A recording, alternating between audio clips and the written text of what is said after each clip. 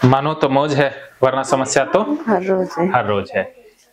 भगवत गीता से ओसीडी का इलाज। आपको पता है कि आपको ओसीडी है, और ओसीडी की जड़ है वो क्या है? वो है हमारी थिंकिंग में, हमारी सोच में। जो हमारे सोचने का तरीका है वही तो गड़बड़ हुआ है, उसे ही बदलना है। ठीक है, तो भगवत गीता से वो पूरी तरह से ठीक हो जाता है। तो भगवत गीता के बारे में आप जानते तो हैं नहीं? नहीं जानते ना, या जानते हैं? इतना कुछ नहीं जानती, थोड़ा बहुत ही जानती। हाँ, ज्यादा कुछ जानने की जरूरत है भी नहीं। आपने इतना ही जानना है कि ये एक मनोवैज्ञानिक किताब है जिसमें इलाज का तरीका बताया गया है, या यूं कह सकते हैं कि इसमें इलाज के बहुत से तरीके बताए गए हैं। क्या समझे? इलाज के तरीके बताए गए हैं। हाँ, तो इसमें बहुत से इलाज के तरीके हैं, उन तरीकों के ऊपर हम बात करेंगे। और इसमें जो कृष्ण है वो एक काउंसलर हैं, और अर्जुन है वो एक रोगी हैं। जैसे आप अर्जुन ही हो, क्योंकि आपको मानसिक रोग है, मानसिक परेशानी है, तो आप अर्जुन का रोल निभा रहे हैं। ओके जी। और जो काउंसलिंग देता है, जो ठीक करता है, मार्गदर्शक की भूमिका निभाता है, वो कृष्ण के रूप में होता है। बस इतना सा याद रखना है। मुझे बाकी जो मिथ बने हुए उनसे नहीं जोड़ना। जी, आप कृष्ण के रूप में मतलब मुझे इलाज देंगे जी, और मैं अर्जुन की तरह डिप्रेशन में हूँ। हाँ, डिप्रेशन, ओसीडी डिप्रेशन, तो मैं ये सोच मेरी दिमाग की निकल जाएगी। हाँ हाँ, वो सोच जो कोई कह देता नहीं, वो दिमाग में ही बात रहती है मेरे। वो दिमाग में अटकी हुई है ना। जी। तो इसके लिए मैं आपको 3 तरीके बताने वाला हूँ। भगवत गीता में मोटे तौर पर 3 तरीकों का जिक्र किया गया है। वैसे तो भगवत गीता में 18 अध्याय हैं। अगर 18 अध्यायों को हम पढ़ें या उनके ऊपर विवेचना करें तो बहुत लंबा समय लग जाएगा। इतना लंबा? सालों लग जाएंगे। सालों? 18 अध्याय होते हैं? हाँ, तो वो गीता कोर्स में आपने देख लिए होंगे। जी। हाँ, तो हम 18 अध्यायों की बात नहीं कर पाएंगे, क्योंकि 18 अध्यायों के अंदर 700 श्लोक हैं, और एक एक श्लोक पर हम 10-20 मिनट चर्चा करें तो बहुत समय लगता है। तो अब हमें उतना विस्तार में जाने की जरूरत नहीं है, क्योंकि आप शॉर्टकट में समझ जाती हो। जो असली इलाज है वो शॉर्टकट है, वो है भक्ति योग, समर्पण जिसे कहते हैं। वो आपके अंदर पहले ही आ चुका है। तो आपको वीडियो देख के ही आ गया था वीडियो। हाँ, कि मुझे जैसे सर कहते हैं, बस मैं अपने सर को ही मानूंगी, मुझे कोई ऐसा इंसान बनता नहीं मिला, मेरे लिए वो भगवान है। हाँ, वो आपको इतना मन से मानने लगी, बहुत ज्यादा। हाँ, यही मैं यहीं से ठीक होंगी। जब सब इतने ठीक हुए तो मैं भी यहीं से ठीक हूँ। तो कल से आपका मन बदल गया ना? हाँ, थोड़ा तो, थोड़ी सी नींद आई थी, जैसे मुझे कभी अपने सही थी जब मैं बिल्कुल पहले की तरह, बहुत थोड़ी सी नींद आई थी। बहुत थोड़ी सी आँख खुली थी तो मैं अपनी फ्रेंड का नाम ले रही थी। पता नहीं क्या कुछ ऐसी दिमाग में सोच थी। शबाना नहीं था क्या?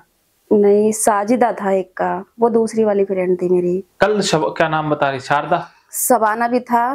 शबाना तो वो पड़ोस में थी जो मेरे स्कूल में पढ़ती है। एक शबनम, साजिदा, फातिमा, नसरीन, वो पता नहीं अब तक नहीं कहाँ कहाँ सबकी शादी हो गई। सब ऐसे ही, लेकिन आज भी मुझे याद है। हाँ, ठीक है। तो अब हम वापस भगवत गीता पर आते हैं। आप थोड़ा सा वो बताएंगे तो मैं इससे बिल्कुल ठीक हो जाऊंगी। 100% ठीक है। थोड़ा सा ठीक नहीं होंगी, आप पूरी तरह से ठीक होंगी। बिल्कुल ठीक हो जाऊंगा मैं, एकदम। ठीक है, तो अब आपके अंदर एक ऊर्जा, एक जोश, एक उमंग आ चुकी है। दिमाग से सारी बातें छोड़ रखी, नहीं दवाई से मैं ठीक होंगी, नहीं कहीं मौली बुल्ला से, बस मुझे दवाई छोड़नी है। और हाँ, दवाई जैसे आप और ज्यादा रिकवर होगी दवाई कम कर देंगे। मैं दवाई से नहीं ठीक होंगी, मैं अपने गीता कोर्स करूंगी, सर की बात मानूंगी। हाँ। और उन्हीं से मैं ठीक होंगी। बिल्कुल ठीक है सर। और सत्य भी यही है। हम तो सर आपके सामने कुछ भी नहीं, जब आप इतने अच्छे हो, इतना सब इतने इंसानों का इलाज करते हो, तो देखो आप कभी साबुन ही नहीं लगाते, तो आपको तो कोई बीमारी या कोई दिमाग अभी मैं तो 2 मिनट में नहा करके बाहर आ गया। कोई बीमारी या कोई दिमाग में गंदी बात नहीं कि गंदा गंदा। हाँ, तो फिर हम क्या चीज हैं आपके आगे। सही बात है। मैं सोचती हूँ अरे सर तो वाह! इतने बड़े हैं, हम तो कुछ भी इनके आगे। तो मैं जब सर को कुछ नहीं होता तो हमें कुछ नहीं होएगा। होगा ही नहीं, सिर्फ हमारी सर धारणा ही हमें बहुत रोक रही है। बेकार हो गई ना, मेरे हाथ धो धो के बहुत आज बुरे साबुन हो लगाया? गए हैं। जी लगाया था, तब मैंने अभी झाड़ू दी थी नहीं, तो बस थोड़ा सा वो रखा था, नहीं हल्का सा लगा था ऐसे। कोई बात नहीं आज। लेकिन सारा ऐसा हो जाए बिल्कुल कि मैं साबुन नहीं लगूं, मैं साबुन की बहुत रद्दी हूँ, बहुत पीछे पड़ती हूँ साबुन के। आज ओसीडी की बात करने वाले हैं। कल तो हमारा इंट्रोडक्शन था, तो इसलिए ओसीडी के ऊपर ज्यादा बात नहीं हुई। आज हम ओसीडी के बारे में बात करेंगे और आज एक्सपोजर भी करेंगे। एक तो नंगे पैर चलवाएंगे, झाड़ू भी निकलवाएंगे। और झाड़ू निकाली थी, हाँ। लेकिन जैसे सब हम लोग निकालते हैं, नहीं झाड़ू निकाल दिए फिर उठी, झाड़ू छोड़कर किसी चीज से हाथ लगा दिए, ऐसे नहीं करती मैं। ऐसे आज करवाएंगे, वो और नहाने गंदा का सा भी हो महसूस जाएगा, होता है मुझे। वो सारा निकालेंगे आज। ठीक है। और साबुन तो सब मेरा छुटा ही दो, बहुत बेकार हो चुके हैं मेरे हाथ पैर, देखना हाँ, इतना बुरे लगते हैं। मैं बहुत अच्छे थे मेरे हाथ पैर, कभी आज से साबुन बंद करवा दें। चेहरे से ज्यादा मेरे हाथ पैर सुंदर थे, लेकिन अब मेरे हाथ पैर बिल्कुल ऐसे हो रहे हैं, ये सुकड़े सुकड़े से साबुन लगाते लगाते। बहुत परेशान हूँ साबुन से। हो जाओगे सर आप कभी लगाते ही नहीं साबुन? ना। सर चेहरे पर ना, कुछ नहीं लगाया चेहरे पे। ऐसे पानी से ऐसे धोया? हाँ ऐसे। तो थोड़ा चिपकापन से महसूस नहीं होता? कभी भी नहीं। शैम्पू ना। तो सर बालों में क्या लगाते हो आप? बालों में पानी। पानी मैं तो तेल भी नहीं लगाता, सरसों का तेल भी नहीं लगाता। नहीं, हल्का सा तो लगा लेना ना, चाहिए। कुछ नहीं लगाता। और सारी बॉडी पर, ये शरीर पर ऐसे पानी, सिर्फ पानी। पानी। हाँ। कोई शरीर में महसूस गंदगी, ये जो स्मेल सी आती हो या वो चिपकापन सा? ना, कभी कुछ नहीं लगता? कभी भी नहीं लगा। सर मैं भी बिल्कुल छोड़ना चाहती हूँ साबुन। आज से छुड़वा देंगे बिल्कुल 100%। लेकिन सर फिर भी आप तो इतने इतने इतने अच्छे लग रहे हो, आप इतने स्मार्ट लग रहे हो बिना साबुन के ही। हाँ, साबुन तो हमारा दुश्मन है। हाँ सर, इस साबुन ने तो मेरी इतनी हालत करी है। साबुन ने बहुत फेस वॉश वगैरह लगाते हो? Face wash? ना, फेस वॉश होता क्या है मैंने देखा ही नहीं कभी, कुछ नहीं लगाया। वो तो बता रही थी मैडम जी लगाती हैं। वो आप खुद लगाती होंगी, वो उनका मसला है। और वो साबुन की तो वो भी प्रेमण नहीं है। साबुन तो कोई भी नहीं लगाता, ये मनीष कुछ भी नहीं लगाता।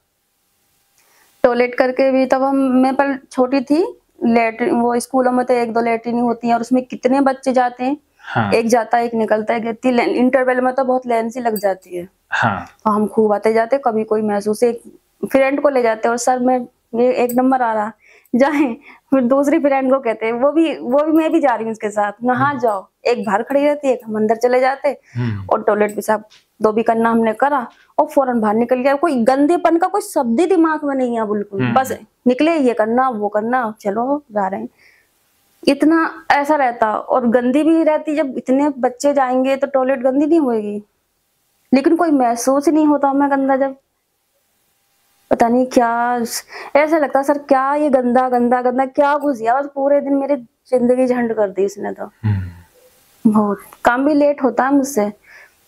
पहले में इतनी हाई फाई थी, काम में बोलने में इतनी हाई फाई थी, बहुत ज्यादा। हंसते हंसते पेट दुखाती, सब मेरा मुंह देखते रहते कितना बोलती है, इतना ऐसा करती है।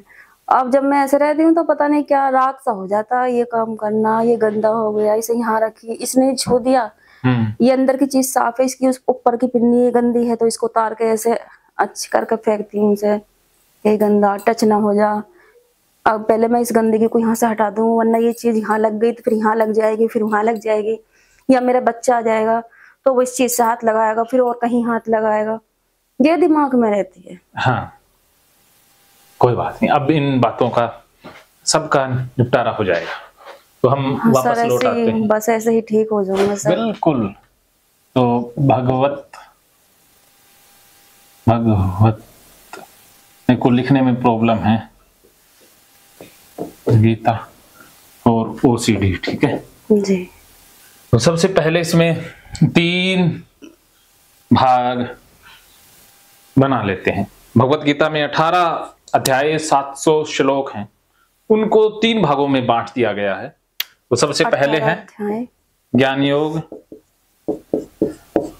जिसे CVT बोलते हैं। जी।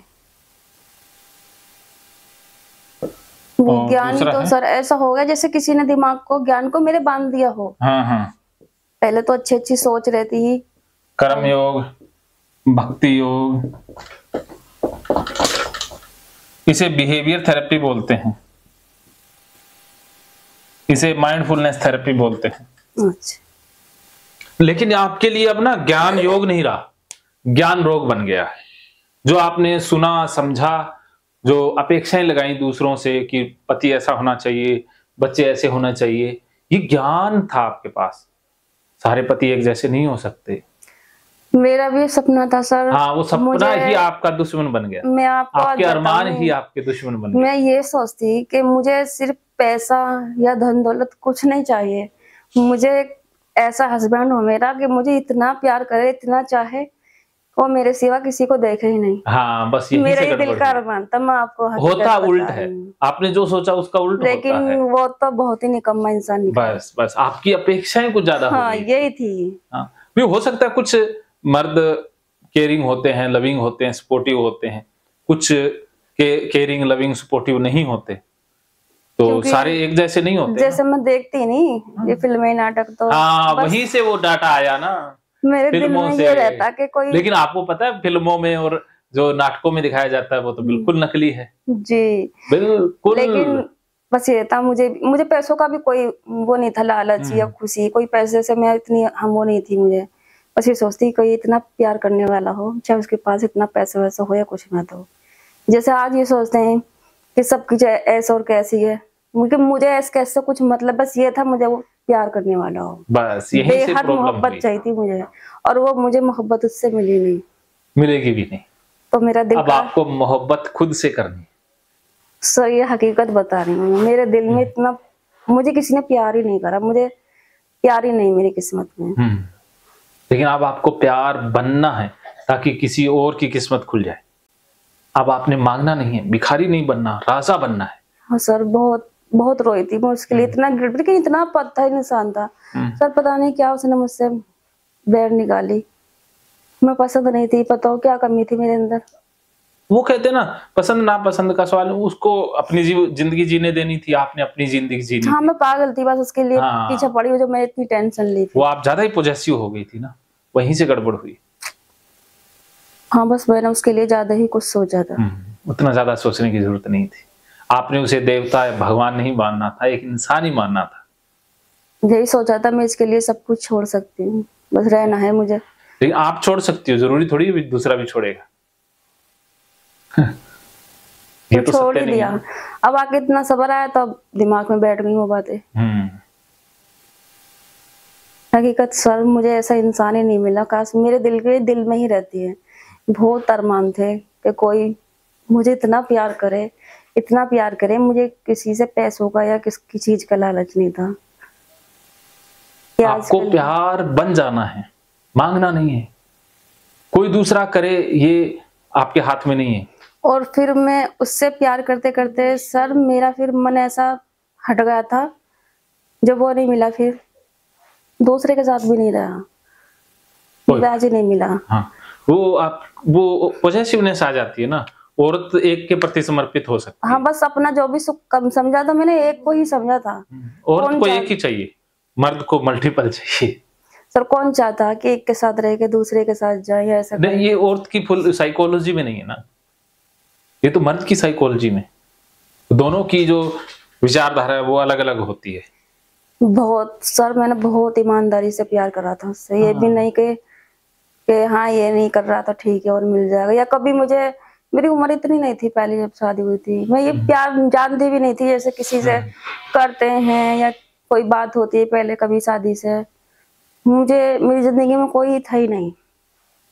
अगर काश मैं ऐसा किसी से अपना उम्र रखती कि हाँ मैं किसी को चाहती या कोई मुझे चाहता, तो काश मुझे इतना प्यार उससे नहीं होता। लेकिन मैंने सभी कुछ उसके अंदर देखा था। यही आपसे गलती हुई, तो वो ज्ञान योग नहीं था, जो रोग बन गया ना जी। तो अब इसके ऊपर भी हम बात करेंगे। उसके बाद कर्म रोग बन गया, जो आप ये कर्म कर रही हैं धोने वाला साबुन वाला, ये भी रोग है। भक्ति, ये आपको ओसीडी की पुजारिन बन गई है, हर दिमाग में कुछ ना कुछ विचार चलते रहते हाँ, हैं, यही चलता बस। तो ये भी रोग बन गया है। और तो अब इसको योग में बदलना है जी। तो योग में बदलने के लिए सबसे पहले भक्ति को योग में बदलेंगे। इसके 3 स्टेप हैं। सबसे पहले हैं समर्पण, दूसरा है स्वीकार, और तीसरा है प्रकृति के नियम। ठीक है, इनके ऊपर हम बात करेंगे विस्तार से। ओके जी। तो मानो तो मौज है, वरना समस्या तो हर रोज है। नीचे कर दें।